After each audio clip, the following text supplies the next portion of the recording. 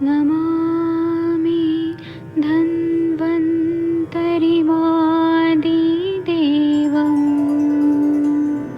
सुरासुरैर्वन्दितपादपद्मम् लोके जरामृत्युनाशम्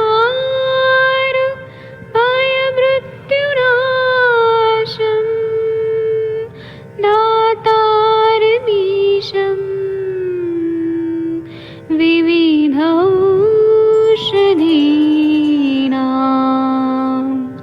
शङ्खं चक्रं जलौकां दधतं मृतघटं चारुतोर्भैश्चतुर्भे सूक्ष्मस्वच्छादिरुद्यं शुकपरिविलसन्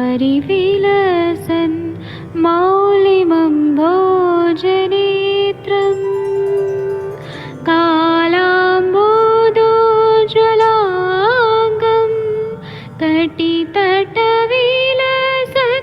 चारुपीताम्बराढ्यं वन्दे धन्वन्तरिन्तं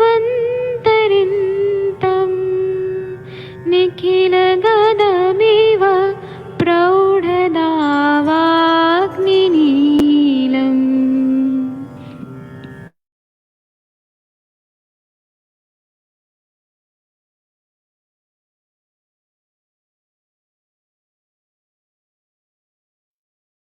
प्रणाम सभी लोगों को। मैं वैद्य अरविंद पाठक पुणे महाराष्ट्र से आप सभी लोग का स्वागत करते हैं।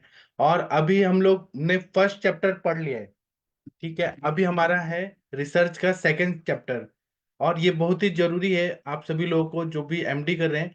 पेपर में ऐसे ही क्वेश्चंस पूछते हैं, वाइवा में पूछते हैं, तो आप लोगों को ये सब समझ आना चाहिए। बेसिक पढ़ाई तो एक दिन में हो जाती है अगर अच्छे से समझ लिया तो। इसमें कोई रट्टा वगैरह मारने की कोई जरूरत नहीं होती है। केवल समझ लिया बेसिक कॉन्सेप्ट तो आप पेपर में लिख भी सकते हैं, समझा भी सकते हैं वाइवा में, और समझना बहुत जरूरी होता है। तो अभी हम चैप्टर 2 स्टार्ट करते हैं। आप लोग को स्क्रीन पे दिख रहा है general guidelines and steps in the research process. तो इसका इंट्रोडक्शन में बोला है कि to classify the types of modern research in a is a mechanical activity.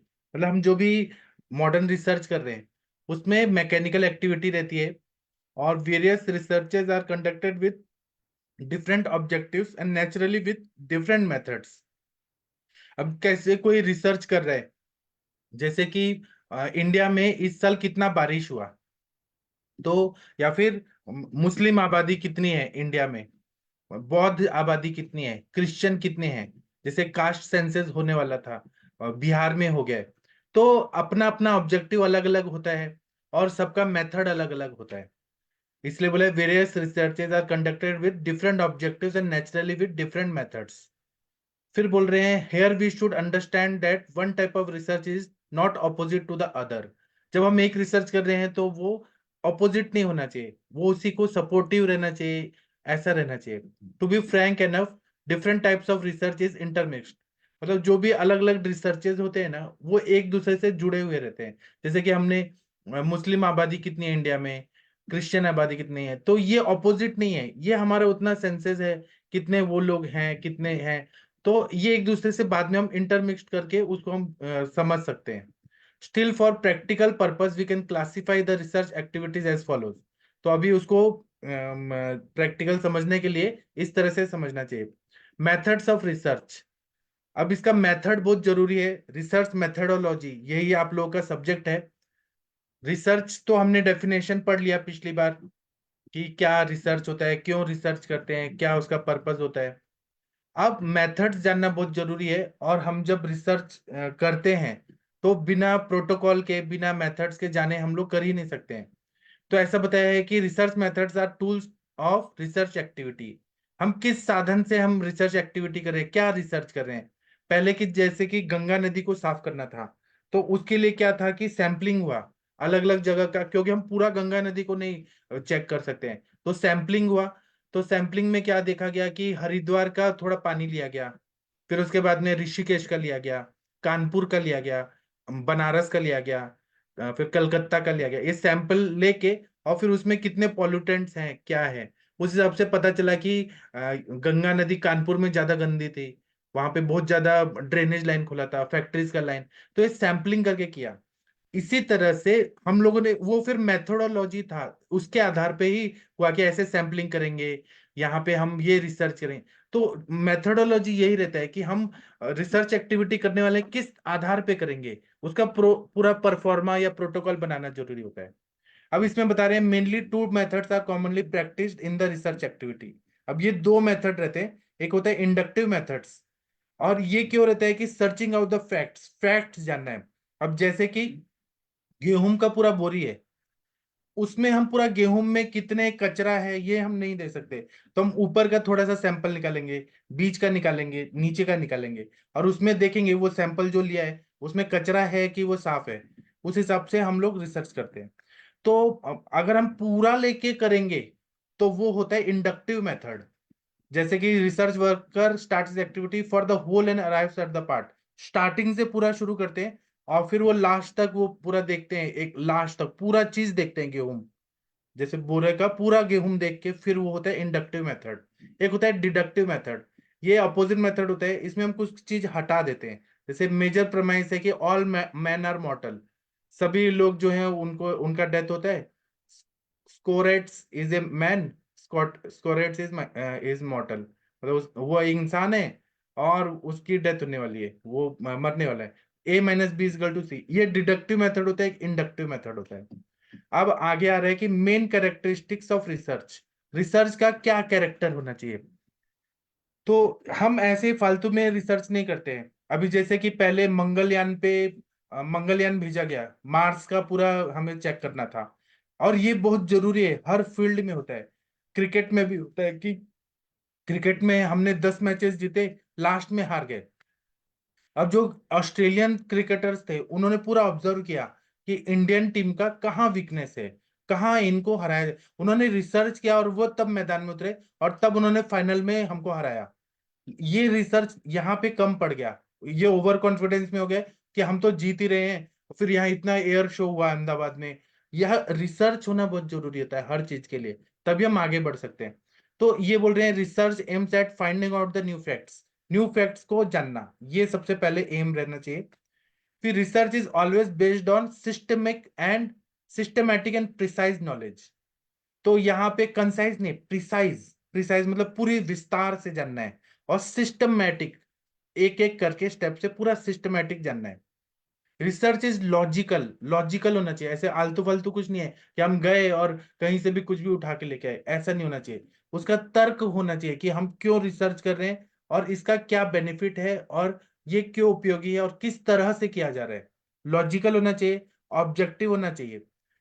Research aims at quantifying the facts, quantify मतलब 1 2 3 4, ऐसे हमारा क्वांटिफिकेशन होना चाहिए, कितने कितने हमको क्या क्या प्रूफ मिला है। जैसे कि गंगा नदी में पॉल्यूटेंट्स देखा, तो उसमें लेड्स थे, कुछ दूसरे मेटल्स थे, जिंक था, कुछ और कचरा था। तो उसको हमने क्वांटिफाई किया परसेंटेज वाइज कि लेड इतने कंटेंट में, इतने परसेंट में है, इतना दूसरे मेटल्स है, तीसरा मेटल इतना है, गंदगी इतना है, गंदा पानी इतना आ रहा है, जो भी था। तो क्वांटिफिकेशन किया वो फैक्ट्स को। फिर research aims at investigating the facts in depth, पूरा एकदम अंदर तक, डेप्थ तक जानना है, इन्वेस्टिगेट करना है कि क्यों ये हुआ, किस लिए हुआ। ये हमारा मेन कैरेक्टरिस्टिक्स होना चाहिए रिसर्च का। प्रिपरेशन ऑफ रिसर्च एक्टिविटी, तो इसके लिए हमें प्रिपेयर करना है। जैसे आप लोगों को अभी सिनॉप्सिस लिखना है, जिन लोगों ने सिनॉप्सिस सबमिट कर दिया है उन लोगों को ये सारा चीज पूछा जाता है एथिकल कमिटी के सामने कि आप ये क्यों रिसर्च कर रहे हैं, इसका क्या बेनिफिट है, किस तरह से किया जाएगा। आपको सिनॉप्सिस में ये सब चीज मेंशन करना पड़ता है। तो ये what is to be studied, ये क्वेश्चन जो साइंटिस्ट है जो रिसर्च कर रहा है वो खुद पूछता है कि हमें क्या पढ़ाई करना है। आप लोगों को जैसे बोला होगा शशि मैम को कि आप टॉपिक लेके आइए, तो आप जो भी टॉपिक सेलेक्ट करेंगी मोना मैम, तो ये पूछा जाएगा कि क्या पढ़ना है, अभी हमें क्या एमडी में रिसर्च करना है, व्हेन टू स्टडी इट, कब इसको पढ़ना है, where to study, how to study, why to study, क्यों पढ़ना है, क्या पढ़ना है, कब पढ़ना है, कहाँ पढ़ना है, कैसे पढ़ना है और क्यों पढ़ना है। ये 5 क्वेश्चंस हमेशा दिमाग में रहते हैं। आप लोगों को समझ है शशि मैम मैं जो भी बता रहा हूँ। अगर आप 1 मिनट रुके, मैं अनम्यूट करने का ऑप्शन दे रहा हूँ। शशि तिवारी मैम, आपको समझ है मैं जो बता रहा हूँ? मैं अपनी तरफ से कोशिश कर जी रहा हूँ। जी जी सर सारा समझ में आ रहा है। जी, जी सर, थैंक यू हम सर। पूरा सिलेबस कंप्लीट करने वाले हैं। कंचन मैम को मैं टॉपर लाना चाहता हूँ, मोनिका मैम को भी टॉपर लाऊंगा। अभी स्टैटिस्टिक्स का भी होगा, थोड़े दिन में देखिएगा, सब होगा कंप्लीट। अब ये होता है कि steps which should be followed in conducting research are as follows. अब स्टेप्स क्या होता है? Selection of research problem.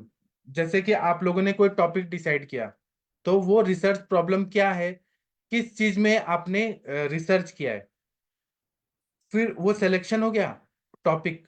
फिर to define the problem of statement, तो हमने उसको डिफाइन किया अच्छे से एक लाइन स्टेटमेंट में, है ना। फिर review of the related research.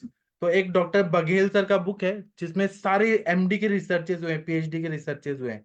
तो हम लिटरेचर में कहाँ कहाँ है वो देखते हैं, प्रीवियस रिसर्च कहाँ हुआ है, इस टॉपिक से रिलेटेड कुछ हुआ है क्या, वो हम लोग चेक करते हैं। ऑनलाइन भी देखते हैं कि कुछ है क्या, तो रिव्यू करते हैं पूरा, जितने भी लिटरेचर हैं वो सब देखते हैं। फिर प्रिपरेशन ऑफ रिसर्च डिजाइन।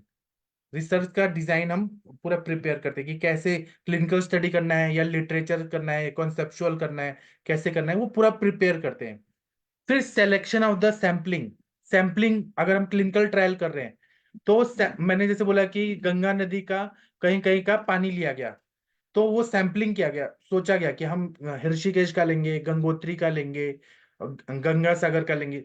तो वो सैंपल कहाँ कहाँ से लेना है, या फिर गेहूं का बोरे से पूरा देखना है कि वो उसमें कैसा गेहूं क्वालिटी का है, तो ऊपर का नीचे का अलग अलग जगह का सैंपल लेते हैं, छोटे छोटे उसके पार्ट्स लेते हैं। फिर selecting the tools of study. अब उसको स्टडी करने के लिए टूल्स लेना बहुत जरूरी होता है। फिर पायलट स्टडी, मेन स्टडी होता है। फिर एग्जीक्यूशन ऑफ रिसर्च, फिर रिसर्च करते हैं, जैसे गेहूं को देखना है उसमें कचरा है कि नहीं है, या गंगा नदी का पूरा ये करना है, लेबोरेटरी में पूरा चेक करना है पानी कैसा है, डिस्टिलेशन होके क्या हो रहा है, कुछ केमिकल डाल के देखते हैं। तो ये एग्जीक्यूशन ऑफ रिसर्च प्लान। फिर होता है coding and processing of field data. तो कोड देना है, उसको प्रोसेस करना है, और पूरा डेटा को पूरा अच्छे से हमें करना है कि हमें जो भी हमने किया है, ऑब्जर्वेशन क्या होता है, ऑब्जर्वेशनल पूरा डेटा हम लोग रखते हैं। फिर कोई फॉर्मूला से क्या फायदा हुआ, कितना नहीं हुआ, कितना ये वो सब हम करते हैं पूरा डेटा। फिर हमने जो भी रिसर्च किया है उस पर हम डेजर्टेशन लिखते हैं, थीसिस लिखते हैं। क्योंकि हम रिसर्च करें, अगर हम दुनिया को नहीं बताएंगे तो कुछ मतलब नहीं है। इसलिए प्रिपरेशन ऑफ थीसिस और डेजर्टेशन ये आप लोगों को फाइनल ईयर में एमडी में करना पड़ता है। अभी आप लोगों ने जो किया है सिनॉप्सिस तक होता है, सिलेक्शन ऑफ रिसर्च प्रॉब्लम और preparation of research design, fourth part तक हम लोगों ने ये सब अभी एक डिजाइन बनाते हैं सिनॉप्सिस तक। लेकिन ये जब से जैसे एमडी कंप्लीट होता है या पीएचडी, तो पीएचडी में भी थीसिस लिखना पड़ता है, एमडी में भी थीसिस लिखना पड़ता है। और बाकी जो टाइम रहता है उसमें आप लोगों को एग्जीक्यूशन ऑफ रिसर्च प्लान वो करना पड़ता है। ठीक है, अभी आप लोग कुछ बोलना चाहते हैं तो बोल सकते हैं इस टॉपिक पर, जो भी मैं बता रहा हूँ। मोनिका मैम, आपको समझ आ रहा है? आप तो खुद ही इंटेलिजेंट है, आप तो हमें सबको बता सकती हैं। 1 मिनट रुकिए। जी सर सही आ रहा है सर समझ में। Thank you sir. जी, आपने तो ये सब पढ़ लिया होगा मोनिका मैम। आपका एग्जाम कब है मैम? सर मार्च में है। हाँ, तो मार्च के पहले हम फरवरी एंड तक पूरा कंप्लीट कर देंगे स्टैटिस्टिक्स। और फिर मैं संहिता के सब्जेक्ट भी बताऊंगा कि जी सिद्धांत, त्रिदोष सिद्धांत, अप्लाइड एस्पेक्ट ऑफ त्रिदोष सिद्धांत, पांच भौतिक पंच महाभूत सिद्धांत, फिर न्याय, फिर दर्शन, फिर ये जो speciality of Chakrapani in Ayurveda, speciality of Dalhana in Ayurveda. वैसे जो जो क्वेश्चंस है ना वो सब हम, तंत्र युक्ति और वाद बहुत सारे हैं, वो सब हम करेंगे। ठीक है, अभी हमने शुरू तो कर दिया, अब हम स्पीड पकड़ेंगे बाद में। इसमें बोल रहे हैं selection of the research problem. Research problem पे हमें सिलेक्शन करना है। जैसे आप लोगों ने सिनॉप्सिस का टॉपिक चूज किया, तो उसमें क्या रहता है, सेलेक्टिंग द रिसर्च प्रॉब्लम। पहले सेलेक्ट करना है, उसके लिए दो बेसिक थिंग्स रहते हैं। Two basic things should be kept in mind while selecting the research problem. First है the particular research must add in the knowledge. जो भी रिसर्च कर रहे हैं ना, वो हमारे ज्ञान में कुछ ना कुछ ऐड करना चाहिए, ऐसे फालतू में रिसर्च नहीं करना है। जैसे कि कोई अभी आज के जमाने में करेगा कितने दलित हैं, कितना वो है, उससे क्या नॉलेज क्या मिलता है? ये कोई रिसर्च है क्या? वो केवल वोट बैंक के लिए होता है। लेकिन कुछ नॉलेज होना चाहिए, ऐसा रिसर्च होना चाहिए कि कुछ नया चीज मिले हमें। If it is not going to provide an entirely new concept, at least the study should able to verify the old knowledge.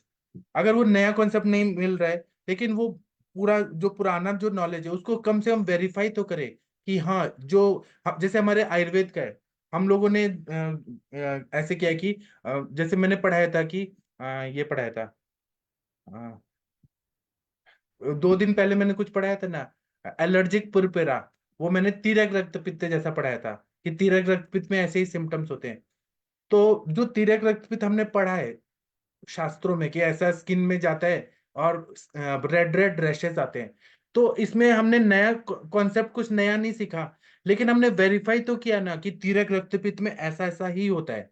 मतलब हमने वेरीफाई किया ओल्ड नॉलेज को। तो ऐसा रिसर्च, और इससे क्या होता है, हम जब रिसर्च करते हैं तो हमको कुछ और अच्छे से समझ आता है कि हमारे शास्त्रों में ये चीज लिखा है, इसको इस तरह से समझना चाहिए, देखना चाहिए।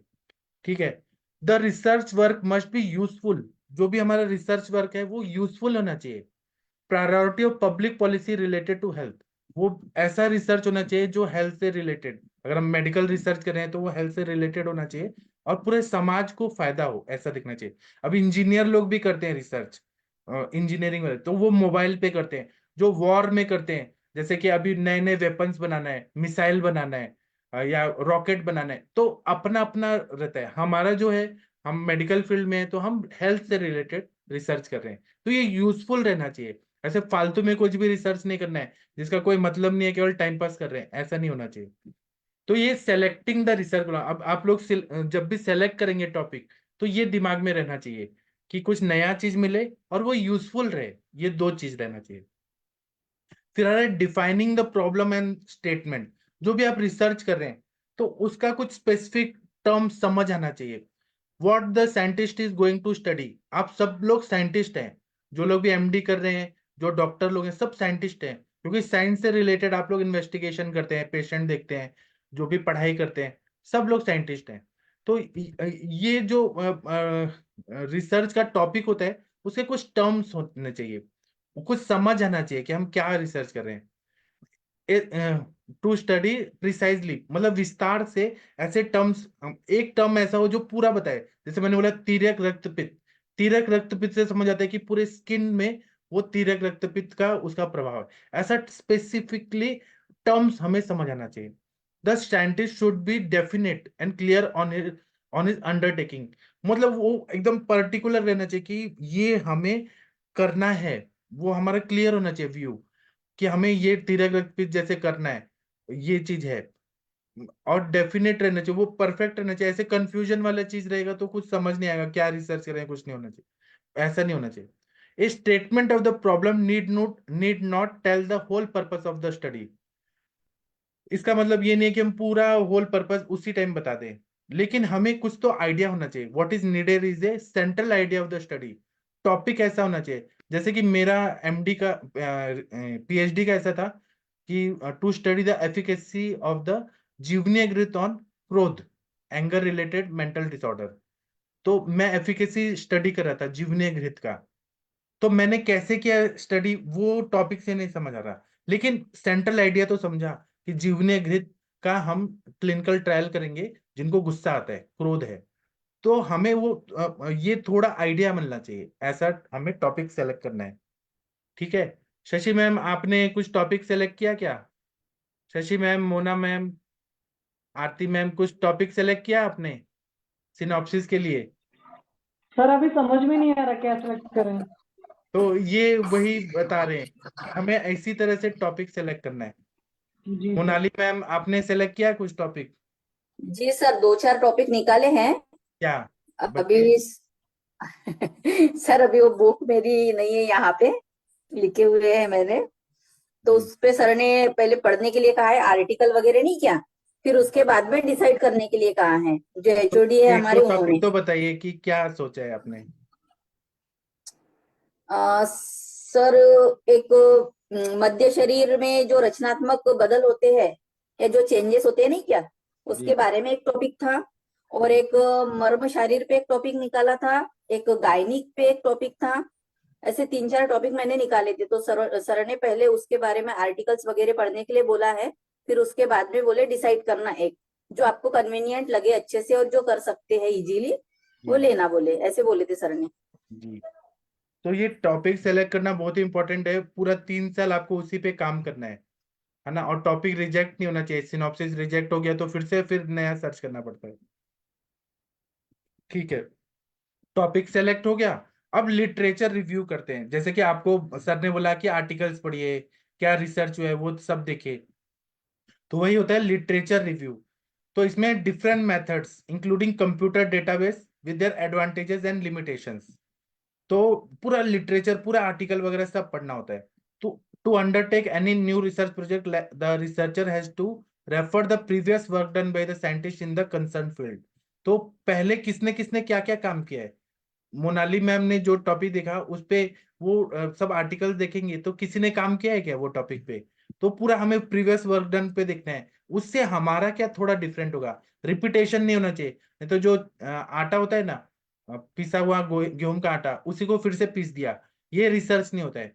कुछ तो अलग होना चाहिए, उससे ही रिलेटेड कुछ नया होना चाहिए। It gives an orientation about the proposed research project. तो उससे हमें ओरिएंटेशन मिलता है कि हमें आगे और क्या करना है, इसलिए प्रीवियस वर्क डन किसने किसने किया है वो हमें देखना होगा। Many times the methodological insight में perceived by the researcher with the literature review। तो इससे हमें ये पता चलता है कि हमें ये मिलता है, दृष्टिकोण मिलता है, इंसाइट मिलता है कि रिसर्चर क्या करना चाहता है और पहले क्या काम हो चुका है। ऐसे हमें पता चलता है, थोड़ा आइडिया मिलता है। The ultimate goal of any research activity is to contribute in the knowledge domain. तो रिसर्च एक्टिविटी क्या होती है कि पहले जो काम हुआ है उसी को आगे करना है। जैसे कि एग्जाम्पल से बताता हूँ, पहले मार्स पे तो अमेरिका भी गया था, रशिया भी गया था। तो इंडिया ने क्या किया, इंडियन इसरो के साइंटिस्ट लोगों ने उनके डेटा लिए कि वो लोग किस तरह से गए। हमारे पास उतना बजट है नहीं, लेकिन हमें जाना है, तो उन्होंने डेटा कलेक्ट किया। हम भी जाने का कोशिश करेंगे और हम अलग तरीके से जाएंगे। तो एक बार वो लोग गए तो वो मिशन फेल हो नहीं, मंगल वाला मिशन सक्सेसफुल हुआ। चंद्रयान वाला जो था वो एक बार फेल हो गया था बीच में। तो उन्होंने फिर गलतियों से सीखा कि इसमें और क्या करना है, कितने इंजन और लगाना है, फ्यूल कितना कम करना है, कितना ज्यादा। तो ये बहुत जरूरी होता है कि नॉलेज डोमेन में हम कुछ तो कंट्रीब्यूट कर रहे हैं ताकि आगे आने वाली पीढ़ियों को कुछ तो नया मिले। और to improve the professional practice, जैसे कि चंद्रयान फेल हो गया, चंद्रयान 2, तो चंद्रयान 3 को और अच्छा बनाया गया कि हमें वो फिर लैंडिंग कराया गया साउथ पोल ऑफ मून। तो ये रिसर्च हुआ और तभी तो आगे बढ़े हम।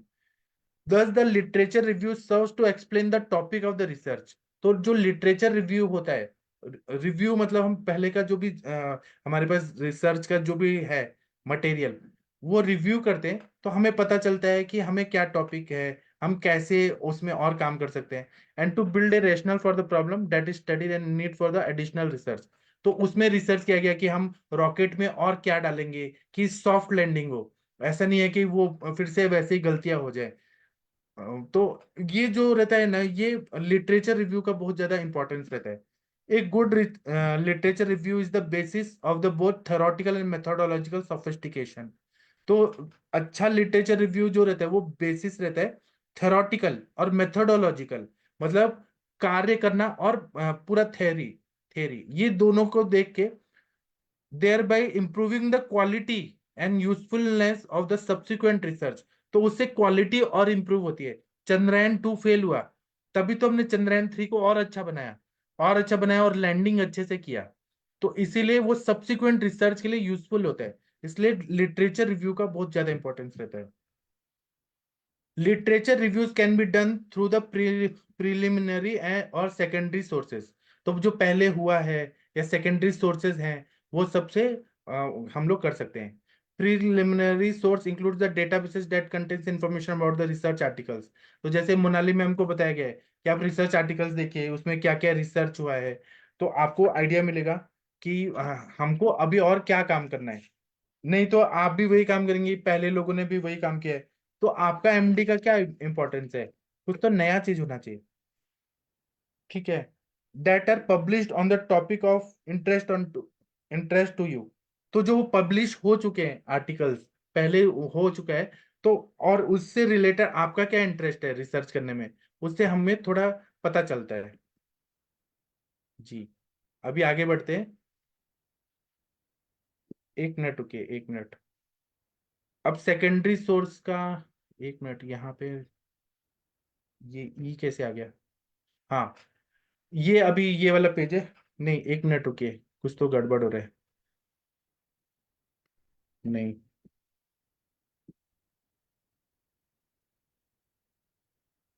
कुछ तो पीडीएफ मेरा जो है ना, वो कहीं कहीं कुछ कुछ नहीं आया। नहीं, ये 25 पेज नंबर मैंने पीडीएफ ही नहीं निकाला, 26 है। आपके पास किताब है मैम, कंचन मैम? 24 है। हाँ, ये है, आ गया। अब ये 25 पेज नंबर इस बुक का, इसमें है कि पहले तो हमने प्रिलिमिनरी सोर्स देखा, जिससे हमें इंफॉर्मेशन मिला रिसर्च का, जो पब्लिश हो चुका है। दूसरा है secondary source, includes the literature reviews that are published on your topic of interest, consisting of a synthesis and analysis of previous research published on that topic। तो एक तो हमें ये मिला कि थोड़ा सा इंफॉर्मेशन मिला रिसर्च के बारे में जो पब्लिश हुआ है। सेकेंडरी सोर्स में वो लिटरेचर रिव्यू को हमने और अच्छे से पढ़ा जो पब्लिश हो चुका है, और आपका उसमें इंटरेस्ट भी रहना चाहिए। उसमें कितना जैसे कि वो पीडीएफ निकाला है उस चीज का, रिसर्च का, हमने आर्टिकल का पीडीएफ निकाला, पढ़ा पूरा, तो उसमें किस तरह से स्टडी किया गया है, ऑब्जर्वेशनल डेटा कैसा है, उसमें एनालिसिस कैसा किया गया है, उसमें डिस्कशन क्या किया गया है, तो ये पूरा डिटेल में उसका एनालिसिस, वो रिसर्च का, ये हमारा सेकेंडरी सोर्स हो गया। फिर आगे आ रहे हैं sources of information and their advantages and limitations. अब जो भी हमारा इंफॉर्मेशन का सोर्स है, उसका क्या फायदा है और क्या लिमिटेशन है, ये बहुत ही इंपॉर्टेंट है। ये आप लोगों को एग्जाम में पूछा जा सकता है कि आपने सोर्सेज कहाँ से लिया, प्रीवियस वर्क डन का, लिटरेचर का क्या किया। For the purpose of literature review the abstracting and indexing journals. अब जो भी जर्नल्स हैं या एब्स्ट्रैक्ट्स हैं, आप लोग ना क्या करिए कि कुछ कुछ वेबसाइट है, जैसे कि नीचे बोले पबमेड या फिर गूगल स्कॉलर, ऐसे बहुत सारे वेबसाइट है जहाँ पे रिसर्च हुए, या फिर गुजरात एडवेयर यूनिवर्सिटी का एक ये वेबसाइट है, उसमें देखना पड़ता है, या all India institute of Ayurveda new Delhi का, उसका वेबसाइट है। अलग अलग वेबसाइट है, national institute of Ayurveda Jaipur, उसके कुछ है वेबसाइट, उसमें जाके हमें देखना है। तो वो पूरा नहीं दिया रहता, उसमें एब्स्ट्रैक्ट दिया होता है, जो रिसर्च है उसके 4-5 लाइनों में एब्स्ट्रैक्ट दिया होता है पूरा रिसर्च का, जो भी आर्टिकल है उसको, तो उसमें हमें एब्स्ट्रैक्ट देखना है। और जो भी इंडेक्सिंग जर्नल्स हैं, अब जर्नल्स जो रहते हैं वो अलग अलग रहते हैं। कुछ जर्नल्स होते हैं जो यूजीसी केयर लिस्ट में आते हैं, यूजीसी जो है यूनिवर्सिटी ग्रांट कमीशन का केयर लिस्ट में कुछ जर्नल्स रहते हैं, स्टैंडर्ड जर्नल्स रहते हैं, कुछ होते हैं स्कॉपस में, उसमें जर्नल्स रहते हैं। तो उसमें हमारे टॉपिक से रिलेटेड क्या क्या आर्टिकल पब्लिश हो चुका है, क्या रिसर्च वर्क हुआ है, वो पब्लिश हुआ है या अनपब्लिश हुआ है, वो हमें देखना है। और उसमें एकेडमिक जर्नल्स क्या है, कॉन्फ्रेंस प्रोसीडिंग्स क्या है, गवर्नमेंट ऑफिशियल रिपोर्ट्स क्या है। गवर्नमेंट को कोई भी रिसर्च करते हैं ना, जो बड़े बड़े इंस्टीट्यूट है आयुर्वेदा के या जो भी, तो वो अपना रिसर्च को जैसे सीसीआरएस है, तो वो जो भी रिसर्च करता है वो देता है गवर्नमेंट ऑफिशियल रिपोर्ट्स, या किताबों में क्या है, तो वो सबको इंफॉर्मेशन को कलेक्ट करना है। In the field of Ayurvedic research very few journals are indexed by PubMed, कुछ कुछ ही रहते हैं, पबमेड ये वेबसाइट है इसमें रहता है, या JAIM इसमें रहता है। एंड द रिसर्चर में refer this journals through internet, और दे में रेफर द हार्ड कॉपीज, उससे हमें हार्ड कॉपीज भी मिल सकता है या इंटरनेट से मिल सकता है, या हम जाके खुद जो आर्टिकल है और या जो जर्नल्स है उनसे हम ले सकते हैं। एक unique computer based database is an Ayurvedic research database, एक डेटाबेस है which will give the sub subject wise titles and the search engine जैसे गूगल स्कॉलर, ऐसे बहुत सारे सर्च इंजन है हमारे। आप लोग गूगल में जाइए और गूगल स्कॉलर ऐसे टाइप करिए, तो उसमें बहुत सारे आपको आर्टिकल्स मिल जाएंगे गूगल स्कॉलर में। तो इससे हमें वो सर्च इंजन है, उससे हमें authors, universities, the year of work done, जो भी चीज है वो हमें पता चलता है. The main advantage is the gust of methodology and the findings are also given to the researchers. तो उसमें हमें ये पता चलता है कि कहाँ कहाँ रिसर्च हुआ है, किस किस टॉपिक पे हुआ है, कौन से यूनिवर्सिटी में किसने क्या किया है, वो पता चलता है. द MUHS मतलब Maharashtra university of health sciences research funding grant was sanction for the database. तो यहाँ का जो नासिक का जो यूनिवर्सिटी है महाराष्ट्र का, उन्होंने ग्रांट, उसको ग्रांट मिला है. However, in a current situation for the Ayurvedic research, very few resources are available. There is an urgent need to digitalize all the researches done for the degree of MD and PhD all over the nation. तो ये अभी तक हुआ नहीं है उतना, लेकिन होना चाहिए. The Department of Ayush should take the initiative in this task because it requires the considerable funds. अगर हमने ये सब पूरा डेटा कलेक्ट किया कि पूरे यूनिवर्सिटी में, पूरे देश में क्या हुआ है, तो हमें फंड्स मिल सकता है. Students must refer www.ayurvedresearch.in. A research study is never conducted in a vacuum. ये कभी भी वैक्यूम में नहीं होता है. So effort should be made to find out what has already been done and what is still to be done. क्या क्या पे रिसर्च हुआ है और क्या और करना है. This gap should be marked and attempt should be made to bridge the gap. अगर कहीं रिसर्च नहीं हुआ है कोई भी चीजों पे, तो हमें वो समझना चाहिए कि क्या क्या चीज. अभी जैसे हम लोग अष्टांग हृदय पढ़ते हैं, तो उसमें इतने सारे घृत और इतने सारे फॉर्मुलेशन आते हैं. तो जब हम पढ़ते हैं तो हमें लगता है कि ये भी टॉपिक पे होना चाहिए, ये भी इस पे तो हुआ ही नहीं है काम, और इतने सारे हैं हमारे टीकाओं में सारी चीजें लिखी हैं. तो इसलिए ये होना चाहिए. If this step is not followed seriously, duplication of work is quite possible. फिर डुप्लीकेशन हो सकता है. नहीं तो क्या होगा, मोनिका मैम ने कोई रिसर्च किया, सेम शशि मैम ने भी कर दिया कहीं और कोई यूनिवर्सिटी कोई कॉलेज में, तो डुप्लीकेट डुप्लीकेट काम हो जाएगा. ऐसा नहीं होना चाहिए एक ही चीज में दो लोग काम कर रहे हैं, ऐसा नहीं होना चाहिए. कहाँ पे काम हुआ है और कहाँ नहीं हुआ है वो हमें मालूम होना चाहिए. हम कुछ नया करना चाहिए हर समय. नहीं तो मैंने भी वही काम किया, कंचन मैम भी वही काम कर रही हैं, तो ये रिसर्च थोड़ी ना हुआ, सेम काम हो गया. वैसा काम नहीं करना है. A review of literature gives both a theoretical as well as a methodological direction. तो जो भी रिव्यू ऑफ लिटरेचर होता है, जैसे कि वेबसाइट पे हमने पहले कितने लोगों ने क्या क्या रिसर्च किया है हमारे फील्ड में, तो उससे हमें थ्योरी भी पता चलता है क्या क्या काम हुआ है, और मेथोडोलॉजिकल डायरेक्शन भी मिलता है कि अभी जैसे कि कोई भी टॉपिक पे काम हुआ है तो उन्होंने क्या क्या मेथड्स लिया, तो हम भी वही मेथड्स लेके काम करेंगे. क्योंकि आयुर्वेद शास्त्र जो है पूरा ऋषि मुनि लोगों ने लिखा है, आप्त वचन है. तो बहुत जगह ऐसे होता है, जैसे कि उन्होंने बोला है कि अवर सत्व, प्रवर सत्व, तो हम मन को कैसे पहचानेंगे. वहां पे आता है सब्जेक्टिव पैरामीटर, 1 2 3 नहीं. अभी जिसको क्रोध आ रहा है, सपोज किसी को गुस्सा आ रहा है, तो हम क्रोध को कैसे क्वांटिफाई करेंगे, कैसे क्रोध किसको थोड़ा आता है, ज्यादा आता है, सब्जेक्टिव पैरामीटर होता है. उसको क्वांटिटेटिव, तो हम उसको 1 2 3 कैसे करें. इसीलिए जो मेथड जो रहता है उसका एक डायरेक्शन मिलता है जो भी हम यूज करते हैं या पढ़ते हैं. तो for doing Ayurvedic research for MD and PhD, the student should review. It is better to have a look on various periodicals and journals. तो इसलिए पूरा देखना चाहिए हमको. आप लोगों ने, कंचन मैम, आप लोगों ने भी ये रिव्यू किया होगा. कंचन मैम आप थोड़ा बताइए. जी सर, इसके लिए एक तो टॉपिक हमने सिलेक्ट कर लिया, तो सिलेक्ट करने के पहले भी हमें देखना पड़ता है कि ये टॉपिक किसी और ने तो नहीं किया है, या हम जो सेम काम कर रहे हैं तो वो किसी और ने किया हो तो वो रिजेक्ट हो जाता है. इसीलिए पहले ही हमें डिसाइड करना पड़ता है कि ये किसी और ने नहीं किया होना चाहिए.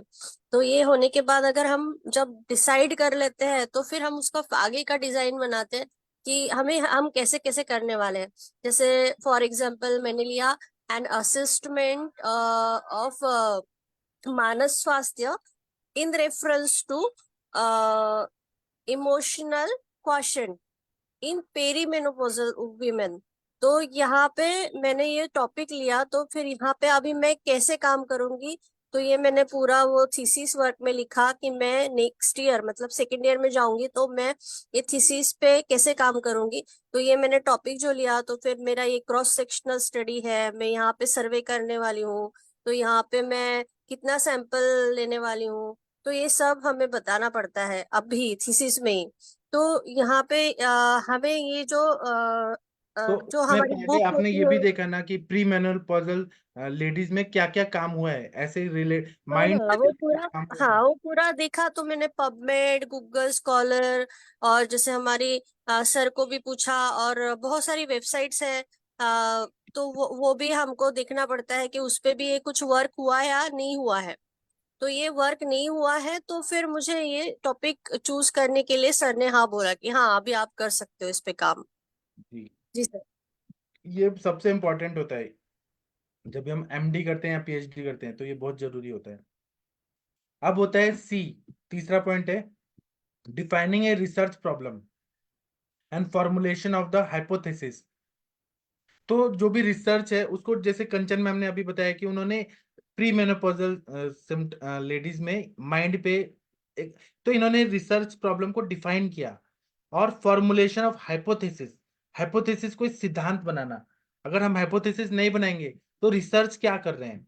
हाइपोथेसिस गलत भी हो सकता है या सही भी हो सकता है, लेकिन एक सिद्धांत बनाना जरूरी होता है, और बाद में हम उस पर रिसर्च करते हैं तो हमें पता चलता है कि ये सही बात थी हमारी या गलत बात थी। एक सिद्धांत बनाना। In every research the first step is to form the research problem. सबसे पहले हमें वो एक शब्द, एक स्टेटमेंट देना पड़ता है कि ये हमारा ये रिसर्च प्रॉब्लम है, इस पे रिसर्च करना जरूरी है। In the beginning itself the researcher has to decide the problem which he wants to study. तो उसको खुद ही डिसाइड करना पड़ता है कि ये प्रॉब्लम है, इस पे मुझे काम करना है। The researcher has to define the general area in which he wants to make the inquiry. तो उसको डिफाइन करना पड़ता है कि जिस चीज में वो इंक्वायरी करना चाहता है, ढूंढना चाहता है, and then only he can be able to reduce the scope of the study. तो उसने जब डिफाइन कर दिया ना, तो बहुत जगह दूर समुद्र में नहीं घूमना है। हमने एक डिफाइन कर दिया प्रॉब्लम को, हम इतना ही काम करने वाले हैं, इससे ज्यादा नहीं करेंगे, हमारा बस इतना ही लिमिटेशन है। ऐसा होता है। तो हमें पूरा स्कोप ऑफ स्टडी को एक तरह से इंक्वायरी करके और उतने पर्टिकुलर एक बाउंड्री लिमिटेशन बनाना पड़ता है। Usually it is a process and it always begins with some outstanding and fascinating ideas. तो ये जो भी आइडियाज रहते हैं कुछ तो अलग है और फैसिनेटिंग, मतलब मन को प्रसन्न करता है। कि अब जैसे कंचन मैम ने टॉपिक लिया तो इनको इतना मजा आया कि अरे इस पे तो रिसर्च नहीं हुआ है, कुछ तो आइडिया, कुछ तो नया, आउटस्टैंडिंग फैसिनेटिंग आइडिया, इससे शुरुआत होती है। फिर है over, however over the period of time the feasibility of them matters most. Feasibility मतलब वो हम कर पा रहे हैं कि नहीं, संभव है कि नहीं है, कितने टाइम में। अगर वो 3 साल में, अगर कंचन मैम ने 3 साल में कर पाएंगी क्या, वो भी बहुत जरूरी होता है, मैटर करता है। अगर वो 3 साल में नहीं कर पाएंगे, 20 साल का होगा तो एमडी ही नहीं होगा कंप्लीट। तो फिजिबिलिटी भी देखना चाहिए, कितने टाइम में वो रिसर्च हो सकता है। जैसे कि मेरा जो रिसर्च का टॉपिक था, उसका मेरा टाइम था 90 पेशेंट में करना है, 1 महीने का रिसर्च करना है, क्लिनिकल स्टडी। अगर मैं उसी को 20 साल करूंगा तो मेरा पीएचडी ही नहीं होता, कंप्लीट ही नहीं होता। इसीलिए टाइम पीरियड देखना चाहिए, हमारा फिजिबिलिटी होना चाहिए, जो भी वो सबसे इंपॉर्टेंट होता है। There are 2 types of research problems. 2 type के रिसर्च प्रॉब्लम होते हैं। The problem which states the nature, वो हमें पता चलता है कि नेचर में क्या क्या हो रहा है। सेकेंड है the problem which relates to relationship between variables. दो चीजों में वो रिलेशनशिप होता है, जैसे कि मैम ने बताया कि मेनोपॉज, उसमें माइंड की ये कंडीशन, माइंड पहले कैसा था, प्री मेनोपॉजल स्टेट में माइंड कैसा हो गया, उन दोनों में वेरिएबल्स में रिलेशनशिप होना। कि पहले मेनोपॉज के पहले जब ओवुलेटरी साइकिल था उस टाइम माइंड कैसा था, प्री मेनोपॉजल में क्या हो गया, या पोस्ट मेनोपॉजल में क्या हो गया। ये जो वेरिएबल्स है इसमें रिलेशनशिप होना चाहिए। ठीक है। It is very essential to understand the problem thoroughly to rephrase it in a meaningful terms from the analytical point of view.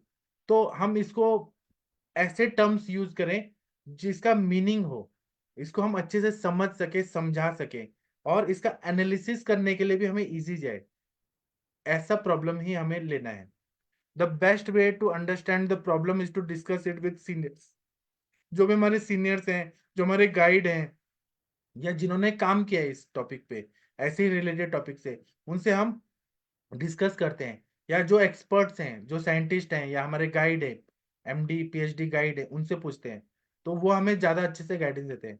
In academic institute the professors and guides are the resources available for the research student. तो इसलिए guide provide किया जाता है कि आप, Shashi ma'am आपके guide दे दिए गए क्या? मोनाली मैम आपको गाइड दिए क्या? शशि मैम मुझे मिल गया सर गाइड। गाइड मिल गए? और शशि जी मैम सर। को, शशि मैम को गाइड मिले क्या? सभी लोगों को सर अभी गाइड नहीं दिया पता जाता है चला है, क्या मैम? अभी पता नहीं चला है सर। जब तक गाइड नहीं मिलेगा आप किसके अंडर में करेंगी सब? गाइड बहुत अब जरूरी पता होता चलेगा सर, 22 के बाद पता चलेगा। है जी। जी सर, थैंक यू सर। एक मिनट रुकिए, मैं ये कहाँ पर गया, ये कहीं कहीं पीडीएफ निकालने में गड़बड़ हो गया। हाँ, अब देखिए, एक मिनट रुकिए, मैं फिर से लेके आ रहा हूँ। अब ये मेन बात आ रहा है कि स्क्रीनिंग ऑफ अवेलेबल, एक मिनट रुकिए, स्क्रीनिंग ऑफ अवेलेबल लिटरेचर, जो भी हमारे पास अवेलेबल लिटरेचर है, जैसे कि आप चरक शुद्ध शुद्ध वाग्भट या फिर रिसर्च आर्टिकल्स, जितने भी हमारे लिटरेचर हैं, is helpful to get acquainted with the problem selected for the research. तो आपका जो टॉपिक है ना, उसको आप किस में ढूंढेंगे, किस में? तो जो भी लिटरेचर है, जो ग्रंथ है, वो उसको स्क्रीनिंग करना पड़ता है, पूरा ढूंढना पड़ता है, अच्छे अच्छे से पूरा स्क्रीनिंग करना है। The task of formulating and rephrasing the research problem is very important. तो उसको फॉर्मुलेशन और रिफ्रेज करना हमारे रिसर्च प्रॉब्लम को बहुत ही जरूरी होता है कि हमें आगे किस तरह से रिसर्च करना है। It decides the sample frame. अब जैसे कि कंचन मैम अपने पेशेंट लेंगी तो कुछ एज ग्रुप रहेगा, कि जैसे 35 से 45 एज ग्रुप रहेगा, इंक्लूसिव क्राइटेरिया, एक्सक्लूसिव क्राइटेरिया। तो बीमार लोग को लेना है क्या, या फिर बूढ़े लोग को लेना है क्या? एक्सक्लूसिव हो गया, उनको हटा देना है। हमको रिसर्च जो भी करना है एज ग्रुप रहता है और उनका क्राइटेरिया रहता है ना? तो इसको फॉर्मुलेट करना, रिफ्रेश करना, ये बहुत जरूरी होता है। सैंपल कौन से लेना है, कितने सैंपल लेना है, method of sample selection and data type, ये बहुत जरूरी होता है। The problem to be investigated must be defined unambiguously for what will help discriminating relevant data from irrelevant ones। हम पूरी दुनिया की सारी औरतों को रिसर्च करेंगे तो वो कोई मतलब नहीं है। हमें जो भी इन्वेस्टिगेट करना है वो रिलेवेंट डेटा से मिलना चाहिए, और उसको हमें इररिलेवेंट से हटा देना है, हमें जो जरूरत नहीं वो नहीं लेना है।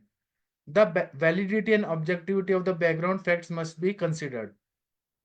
तो उसको, वो वैलिड होना चाहिए, उसके ऑब्जेक्टिव रहना चाहिए, जो भी फैक्ट्स हैं उसको जरूरी समझना है हमें। Research problem must be stated in a scientific manner in such A way that it can be analyse objectively with appropriate tools. ये जो भी रिसर्च प्रॉब्लम है, टॉपिक है, वो साइंटिफिक मैनर से ही होना चाहिए, जिसको हम एनालिसिस करें ऑब्जेक्टिव देके एक एक चीज, और जो भी हमारे संसाधन है उससे हम लोग अच्छे से कर पाए। ठीक है, फिर उसके बाद में suppose a new method is adopted for the educational training programme in school. If the researcher want to study the effectiveness of this new tool, he must state the problem in such a way that it can be able to collect the data from the selected sample, and through his analysis he must be able to conclude the effectiveness of the new tool। तो इसका मतलब यही है कि हमें उसका analysis करके समझाते हुए आना चाहिए डेटा को। जैसे कि किसी ने सेंसस किया कि बीजेपी को 50% लोगों ने वोट दिया था, कांग्रेस को इतने लोगों ने दिया था, तो हम परसेंटेज वाइज देखते हैं ना कि बीजेपी को 50% से ज्यादा वोट मिला था। ऐसे स्टेट में मिला था जो हिंदी भाषी लोग हैं। अगर हमने साउथ में देखा तो तमिलनाडु में बीजेपी को नहीं मिला था वोट शेयर। अब वहां पे काम किया जाएगा। तो जो भी चीज है रिसर्च किया गया उसको अच्छे से एनालिसिस करके उसको समझाते हुए आना चाहिए। यही रिसर्च को, इस तरह का रिसर्च टॉपिक होना चाहिए। This is possible by making a proper hypothesis. Hypothesis बनाना बहुत जरूरी है, like the new tool is better or less effective or equally effective that the existing method. अब ये हाइपोथेसिस बनाना ये बहुत जरूरी होता है। जैसे कि किसी ने सोचा कि हमें मंगल ग्रह पे जाना है, हम लोग मंगल ग्रह पे जा सकते हैं, ठीक है, तो उसके लिए रिसर्च किया गया कि हमारे पास कितना फ्यूल है, कितना टाइम लगेगा, क्या क्या हमें इक्विपमेंट ले जाने के लिए आएगा। तो ये जो है ना, जो पहले हाइपोथेसिस बनाया कि हम मंगल ग्रह पे जा सकते हैं, तो वो हाइपोथेसिस एक सिद्धांत बनाया गया, उस पे फिर काम किया गया। यही हाइपोथेसिस होता है। अब फॉर्मुलेशन ऑफ हाइपोथेसिस, इसको कोई प्लीज पढ़िए, मैं पढ़ते पढ़ते थक गया, थोड़ा मुझे ब्रेक चाहिए। कंचन मैम या मोनिका मैम कोई पढ़ेंगे क्या प्लीज, या शशि मैम? जी सर, मैं पढ़ती हूँ। हाँ पढ़िए, और जो समझ आ रहा है वो आप बोलिए please. Hypothesis testing is the aspect of inferential statistics. A properly started hypothesis is important to execute the research steps in proper direction. हाँ, इसका मतलब क्या है? Hypothesis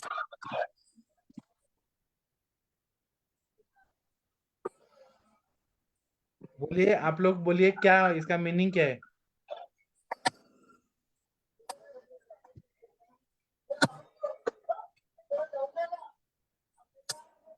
नहीं बता सकती? इसका मतलब ये है कि हम जो भी हाइपोथेसिस बनाते हैं, कोई सिद्धांत बनाते हैं, तो वो स्टैटिस्टिक्स के अंडर पे आना चाहिए। जो भी हम टेस्ट करते हैं आगे, स्टैटिस्टिक्स में टेस्ट है कि उसके हिसाब से हमें हाइपोथेसिस बनाना होता है। अगर हमने अच्छा हाइपोथेसिस बनाया तो उसको रिसर्च स्टेप्स में प्रॉपर डायरेक्शन की तरफ लेके जाना चाहिए, ठीक है? वो इसीलिए हाइपोथेसिस बहुत ही अच्छे से स्टेटेड, मतलब अच्छे से बनाया हुआ हाइपोथेसिस होना चाहिए। और कोई पढ़िए, मोनाली मैम या शशि मैम आप पढ़ेंगी क्या, या आरती मैम कोई प्लीज पढ़िए।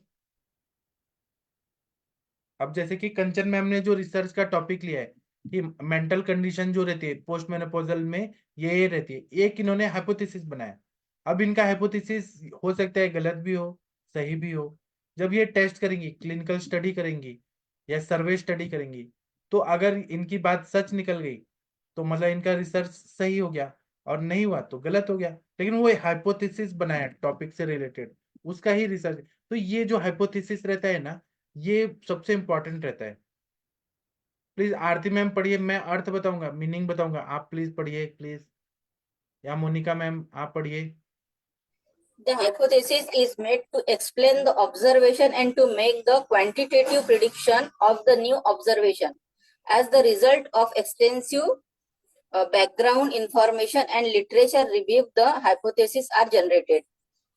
हाँ, इसका मतलब ये है कि हाइपोथेसिस बनाते हैं ना, तो वो हमारा ऑब्जर्वेशन से रिलेटेड होना चाहिए, आगे हमें काम आएगा। ऑब्जर्वेशन जो करेंगे उससे रिलेटेड रहना चाहिए। और क्वांटिटेटिव, क्वांटिटेटिव मतलब 1 2 3 4 5। क्वालिटेटिव मतलब अच्छा बुरा, सर्दी गर्मी, इसको हम नंबर नहीं दे सकते। क्वांटिटेटिव को हम नंबर दे सकते हैं। ये प्रिडिक्शंस रहते हैं, जो नए नए ऑब्जर्वेशन मिलते हैं, तो हाइपोथेसिस उससे को रिलेट होना चाहिए। और इससे क्या होता है कि हमें पूरा बैकग्राउंड इंफॉर्मेशन निकालने के लिए बहुत फायदा होता है, लिटरेचर रिव्यू करने के लिए फायदा होता है। इसीलिए हाइपोथेसिस बनाना बहुत जरूरी होता है।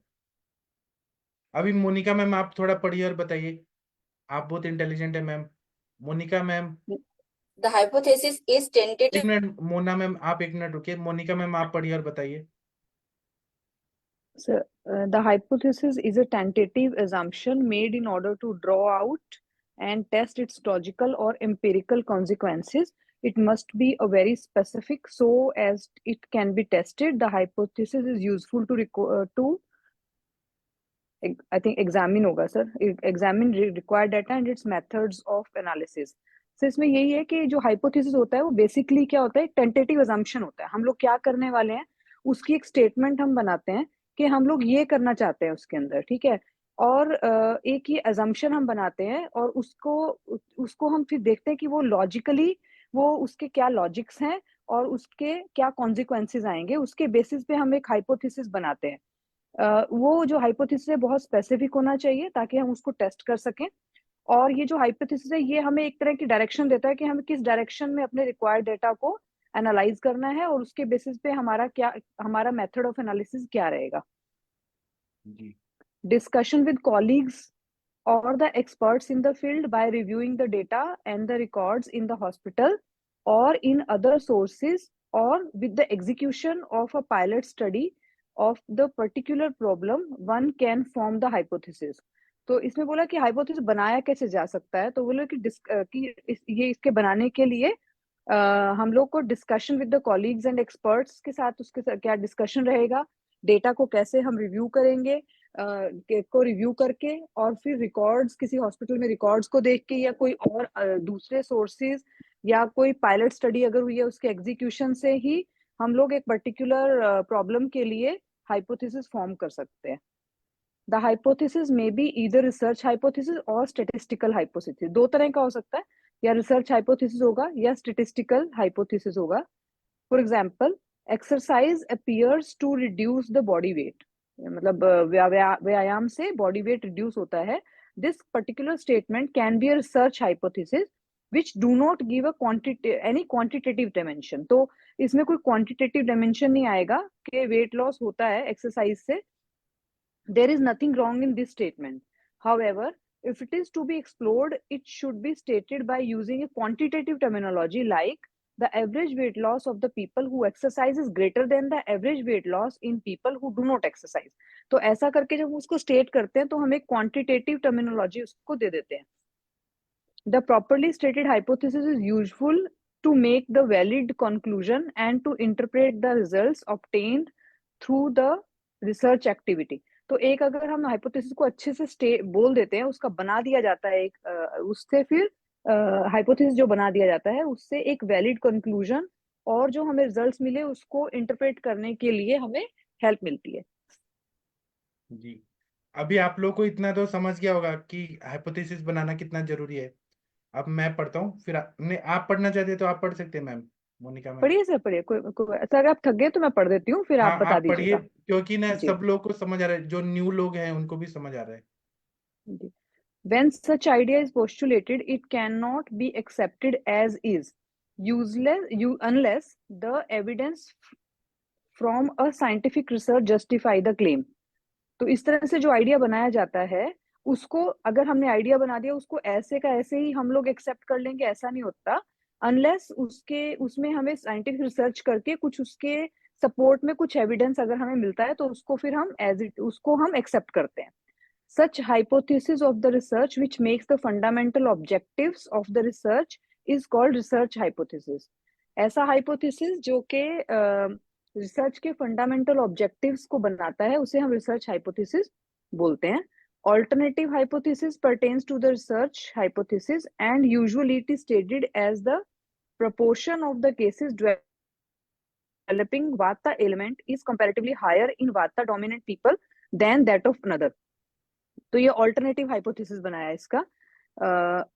और null hypothesis are set up in such a way that when it is proved wrong then the research or alternative hypothesis holds good. तो दो तरह के इसमें हाइपोथेसिस बताए हैं, ऑल्टरनेटिव हाइपोथेसिस और नल हाइपोथेसिस। तो ऑल्टरनेटिव हाइपोथेसिस हमने बोला, जैसे कि इसमें बताया कि वाता एलिमेंट जो है, जो वात डोमिनेंट लोग होते हैं उनमें होने के चांसेस ज्यादा होते हैं, ये हमारा ऑल्टरनेटिव हाइपोथेसिस है। लेकिन अगर इसके अगेंस्ट हमें मिलता है कि नहीं ऐसा नहीं है तो उसको हम फिर नल हाइपोथेसिस कह देते हैं। नहीं, अभी ये देखिए, मैं इसको अच्छे से बताता हूँ। जी अल्टरनेटिव सर। हाइपोथेसिस रहता है कि वो एक हमको रिसर्च का एक हाइपोथेसिस है। नल हाइपोथेसिस जो रहता है, मतलब अल्टरनेटिव और नल, जैसे कि हमने रासनादिक वात को वात के रोगों में दिया तो फायदा होता है, ठीक है, ये एक अल्टरनेटिव हाइपोथेसिस हो गया। नल हाइपोथेसिस बोलता है कि रासनादिक वात को दिया तो एक बोलेगा नहीं होता है, एक होता है बोलता है हाँ होता है। तो अगर हमने एक चीज को रॉन्ग हो गया, जैसे नल हाइपोथेसिस हो गया, तो उसने बोला कि नहीं, हमने मतलब नल हाइपोथेसिस ने बोला कि फायदा नहीं होता है, तो लेकिन असली में देखा गया रिसर्च करके तो फायदा होता है, तो इसका मतलब नल हाइपोथेसिस हमारा रॉन्ग हुआ। और अल्टरनेटिव हाइपोथेसिस ने कहा था कि फायदा होता है, तो वो प्रूफ हो गया कि हमारा अल्टरनेटिव हाइपोथेसिस सही है, नल हाइपोथेसिस रॉन्ग साबित हुआ। मतलब स्टेटमेंट ऑपोजिट स्टेटमेंट रहते हैं। नल हाइपोथेसिस बोलता है कि नहीं फायदा होता है, रासनाकवात का वात रोगों में फायदा नहीं होता है। अल्टरनेटिव बोलता है कि होता है, फायदा होता है। जब हमने रिसर्च किया, क्लिनिकल स्टडी किया, उसमें पता चला कि फायदा होता है, तो मतलब नल हाइपोथेसिस रॉन्ग साबित हुआ। ये दो तरह के हाइपोथेसिस बनते हैं। जी, आगे पढ़िए मोनिका मैम। जब जी रुकना होगा तो आप लोग बोलिएगा, फिर हम रुक जाएंगे। जी। In an above example, the null hypothesis can be stated as there is no difference in the proportion of the cases developing vata ailment in vata dominated people and other। तो वही उसका ही इसमें कन्वर्स करके बोला है। From a statistical point of view, the hypothesis is the statement about the population from which the sample is drawn to provide the evidence for or against the claim of the hypothesis. तो अगर हम statistical point of view से देखा जाए तो hypothesis जो है वो क्या है, वो एक कहाँ पे जिसमें से हमें सैंपल लेना है उस पॉपुलेशन के बारे में जो स्टेटिस्टिकल पॉइंट ऑफ व्यू से उसको हाइपोथेसिस कहते हैं। सर इसमें आप कुछ बताएंगे क्या इसको हाँ, ये हम और जो भी क्लियर करके? हाइपोथेसिस करते हैं वो एक तरह का स्टेटमेंट होता है, एक स्टेटमेंट होता है, एक वाक्य होता है। जैसे कि किसी ने कहा कि 2024 में तो आएगा मोदी ही, है ना। ये तो आगे का बात हो गया, मोदी जी जीतेंगे या नहीं जीतेंगे वो तो अलग बात है, लेकिन एक स्टेटमेंट में आएगा तो मोदी। कांग्रेस वाले हाइपोथेसिस बना रहे हैं कि आएगा तो राहुल गांधी, ये एक हाइपोथेसिस हो गया। अब बाद में फिर जब काम हो जाएगा फिर बाद में पता चलेगा कि राहुल गांधी जीत गया कि नहीं जीत गया। इसी तरह से हाइपोथेसिस एक स्टेटमेंट रहता है, उसी को हम रिसर्च करने के बाद, काम होने के बाद देखते हैं कि वो बात सच निकला या झूठ निकला। इस तरह से बात होता है।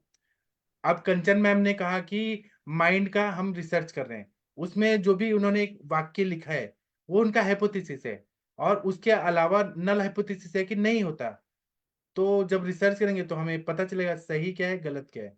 हाइपोथेसिस सही भी हो सकता है रिसर्च के बाद, या गलत भी हो सकता है। जी, the hypothesis must be tested within a scientific paradigm with the help of, जो भी हम हाइपोथेसिस रहता है जो वाक्य बना दिया उसको हम साइंटिफिक रूप से पूरा रिसर्च करके पता लगाते हैं।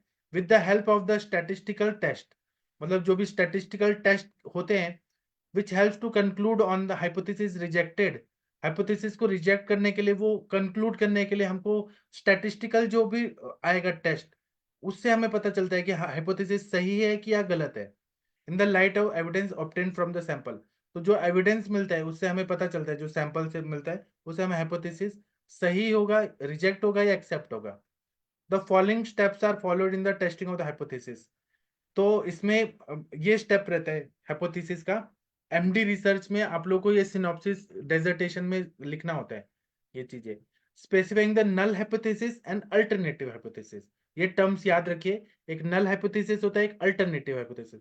नल ज्यादातर निगेटिव चीजें बोलता है, अल्टरनेटिव पॉजिटिव चीजें बोलता है। Choosing the level of significance, कितना हमारी बात जो है हाइपोथेसिस की, कितनी बात सही तक जा रही है, वो लेवल हमें पता चलना चाहिए। कंपेयर द स्टैटिस्टिकल वैल्यू, जो हमारा जो टेस्ट होता है उसको हम कंपेयर करते हैं। Determine the critical reason, interference on conclusion, final conclusion से निकलता है। Thus the hypothesis which is tested scientifically is used to generate the theory।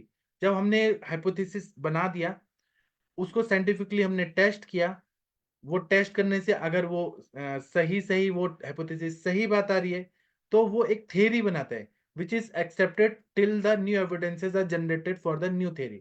तो वो फिर हमें, अब जैसे कि फॉर एग्जांपल पहले के जमाने में एक हाइपोथेसिस बनाया था कि पेनिसिलिन जो है हर तरह के मतलब माइक्रो ऑर्गेनिज्म को मार देता है, एक हाइपोथेसिस बनाया गया। उस पर काम हुआ, काम होने के बाद बहुत सारे पेशेंट को दिया गया। फिर कुछ टाइम बाद ऐसा आया कि पेनिसिलिन काम नहीं कर रहा था, तो बोला गया कि ये फर्स्ट जनरेशन का है। फिर सेकंड जनरेशन का सर्च किया गया, वो एंटीबायोटिक उस उन्हीं से रिलेटेड, पेनिसिलिन से रिलेटेड, एमोक्सिसिलिन, डॉक्सीसाइक्लिन, एरिथ्रोमाइसिन, ये सब देखा गया। तो वो काम कर रही है क्या? तो उस टाइम तक वो हाइपोथेसिस था कि ये दवाइयां काम कर रही हैं, लेकिन जो माइक्रो ऑर्गेनिज्म थे वो और जेनेटिक म्यूटेशन होकर और पावरफुल हो गए। फिर थर्ड जनरेशन के एंटीबायोटिक, उसका हाइपोथेसिस बना, उस पे काम हुआ। फिर उसके बाद फोर्थ जनरेशन हुआ, उसके बाद में हुआ कि अब कोई एंटीबायोटिक काम ही नहीं करेगा, हम अभी हमारे पास 4 ही है। ये जो हाइपोथेसिस होता है ना, वो एक थ्योरी बनाता है, जिससे नए एविडेंस जब तक नहीं बनते तो एक थ्योरी उस टाइम तक बना रहता है। जैसे कोलेस्ट्रॉल का थ्योरी है कि कोलेस्ट्रॉल अभी कुछ दिन बाद वो फेल हो जाएगा, कुछ नया थ्योरी आ जाएगा। तो ये हाइपोथेसिस जो रहता है उसको साइंटिफिकली टेस्ट करते हैं और एक थ्योरी बनाते हैं। जब तक नया थ्योरी नहीं आता है तब तक उसी को मान्यता मिलती है। जी, अभी और पढ़ना है कि रुके? ह्यूमन और एनिमल एक्सपेरिमेंटेशन का एथिकल पढ़ना है? आप लोग बोलिए पढ़ना चाहते हैं तो मैं आगे कंटिन्यू करता हूँ। आप लोग बोर नहीं हो रहे ना मोनिका मैम? सर एक दिन के लिए ज्यादा हो जाएगा सर, ठीक है, कल कर लेते हम हैं, ब्रेक लेते क्योंकि हैं। ये वाला ह्यूमन और ये वाला एनिमल वाला है भी बहुत बड़ा सर, हाँ, और ये इस पे टॉपिक बड़ा रहेगा। इसमें क्वेश्चन आते हैं 18 मार्क्स के। जी दिमाग जी से। तो मैं आप लोगों से बोलूंगा, मोनिका मैम, कंचन मैम, जो भी एमडी का एग्जाम देने वाले हैं, आप लोग को जो जो टॉपिक पे बात करनी है, पढ़ना है, वो आप ग्रुप में लिख दीजिएगा, मुझे बताइएगा। उस टॉपिक पे हम ज्यादा चर्चा करेंगे, और जो इजी टॉपिक है वो आप लोग खुद पढ़ सकते हैं। अभी जी ह्यूमन सर, ट्रायल्स यही का ठीक जो है, रहेगा सर। हाँ, ह्यूमन ट्रायल का जो डिक्लेरेशन ऑफ हेल्सिंकी की, ये बहुत बड़ा टॉपिक है। किसी पर भी कोई भी एक्सपेरिमेंट नहीं करते हैं, उसके कुछ डिक्लेरेशन है। हेल्सिंकी का एक साइंटिस्ट था, उसने बनाया। ये हम पढ़ेंगे। आप लोग को जो जो टॉपिक पे बात करनी है, चर्चा करनी है, आप मुझे बताइएगा, ठीक है। स्टैटिस्टिक्स में भी क्या क्या पढ़ना है वो भी आप बताइएगा। तो अभी हम सेशन बंद करते हैं। थैंक यू, प्रणाम। 1 घंटा हो गया। Thank you. अब हम कल सुबह मिलेंगे। Thank you. Thank you sir, thank you.